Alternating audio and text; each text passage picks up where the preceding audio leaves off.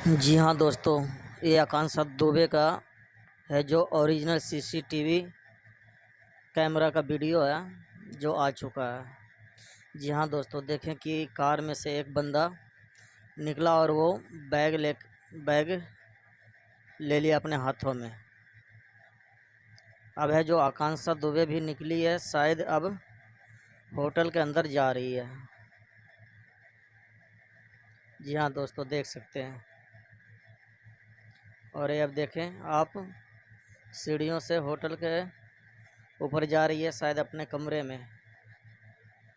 वैसे कुछ लोग कह रहे थे कि वो चलते हुए लड़खड़ा रही थी, लेकिन ऐसा कुछ नहीं है।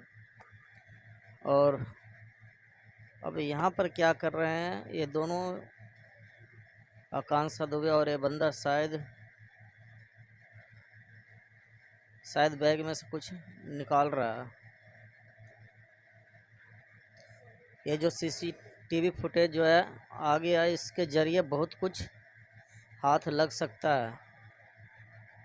लेकिन ये इतने देर कर क्या रहा है?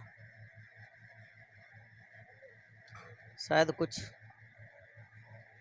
कुछ सामान लेकर के बंदा वापस जाएगा।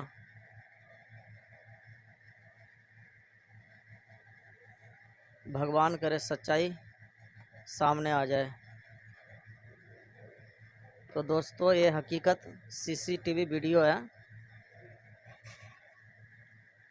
लेकिन इतने देर कर क्या रहा बंदा, और ये आकांक्षा दुबे है।